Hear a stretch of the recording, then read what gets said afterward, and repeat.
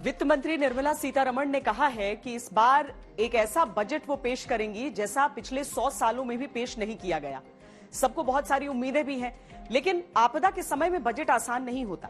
आजादी के बाद अपने पांव पर खड़े होने की कोशिश में देश को राजस्व की जब बहुत आवश्यकता थी, उस दौर में देश के वित्त मंत्री सीडी देशमुख बहुत परेशान थे कि पैसे का जुगाड़ करने के लिए नया टैक्स कैसे लगाएं। उन्होंने अपने बजट भाषण में एक कहानी सुनाई कि उन्हें एक गरीब किसान ने चिट्ठी लिखकर 5 रुपए देने की पेशकश की है। देशमुख ने लोगों से कहा कि जब एक गरीब हमारी मदद करने को खुद तैयार है तो आप क्यों नहीं। ये उस समय की आत्मनिर्भरता का फॉर्मूला था।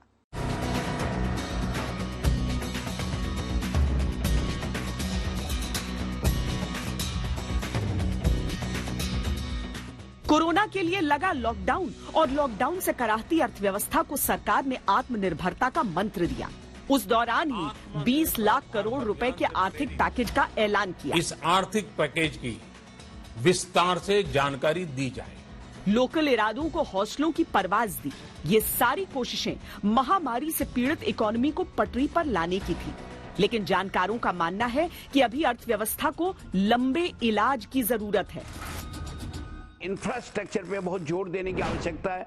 जो हमारा जो वर्तमान जीएसटी की 18% दरें हैं, उनको हमें 5% लाना होगा। हमें किसान के लिए उनकी इनकम को डबल करने के लिए जो माननीय प्रधानमंत्री जी का सपना है, जब तक हम उच्च क्वालिटी का प्लांटिंग मटेरियल किसान को नहीं देंगे, गुणवत्ता युक्त बीज नहीं देंगे, टिश्यू कल्चर के पौधे नहीं देंगे, तो हमारी प्रोडक्टिविटी नहीं बढ़ेगी।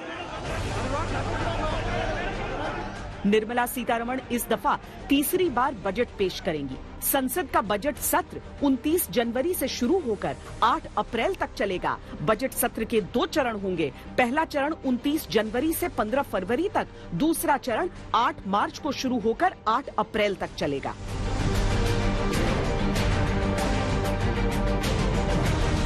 इस तस्वीर के साथ मैं दुनिया के अर्थ जगत को ये भरोसा भी दिला रहा हूं कि आर्थिक मोर्चे पर भी स्थितियां अब तेजी से बदलेगी।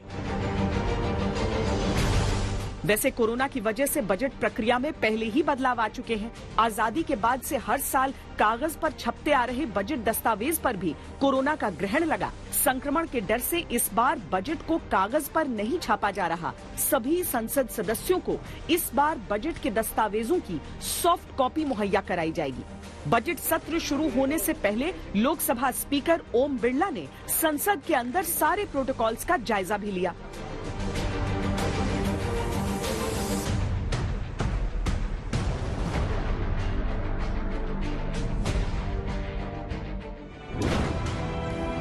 वित्त मंत्री निर्मला सीतारमण के सामने चुनौती बड़ी है। देश की विकास दर 2 तिमाही से माइनस में चल रही है। 2020-21 की पहली तिमाही में विकास दर -23.9% थी। दूसरी तिमाही में सुधरी तो जरूर, लेकिन -7.5% ही रही। देश में जब संपूर्ण लॉकडाउन लगा तो उद्योग धंधों और निर्माण कार्य की रफ्तार पर बेड़ियां पड़ गईं। वित्त वर्ष 2020-21 की पहली तिमाही में निर्माण कार्य -50.3% रहा तो दूसरी तिमाही में -8.6%। मैन्युफैक्चरिंग पहली तिमाही में -39.3% रही तो अगली तिमाही में 0.6% पर आ गई। कोरोना का असर पूरी दुनिया पर रहा। मंदी की मार से विश्व के सभी देश गुजर रहे हैं। दूसरे देशों के मुकाबले भारत की अर्थव्यवस्था रिकवरी रेट थोड़ी बेहतर नजर आती है। पहली से दूसरी तिमाही के बीच इंग्लैंड में विकास दर -21.5% से -9.6% रही।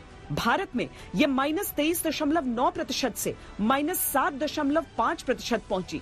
इटली में -17.9% से -4.7%, फ्रांस में -18.9 से -4.3%, अमेरिका में -9% से -2.9% तक विकास दर पहुंची। इस दशक का आज ये पहला सत्र प्रारंभ हो रहा है। भारत के उज्जवल भविष्य के लिए ये दशक बहुत ही महत्वपूर्ण है। और इसलिए प्रारंभ से ही आजादी के दीवानों ने जो सपने देखे थे, उन सपनों को, उन संकल्पों को तेज गति से सिद्ध करने का ये स्वर्णिम अवसर अब देश के पास आया है।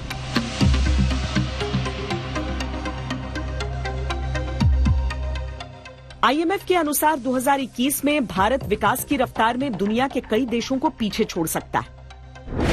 2021 में जहां चीन 8.1% की रफ्तार से आगे बढ़ सकता है, भारत 11.5 की रफ्तार से आगे बढ़ सकता है।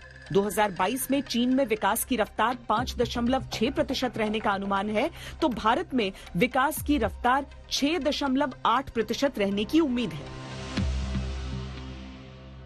When a once-in-a-century pandemic has hit us, India has really outweighed on the opportunities that this pandemic provides compared to the risks. 2020 एक प्रकार से लगातार मिनी बजट का सिलसिला चलता रहा और इसलिए ये बजट भी उन 4-5 बजट की श्रृंखला में ही देखा जाएगा, ये मुझे पूरा विश्वास है।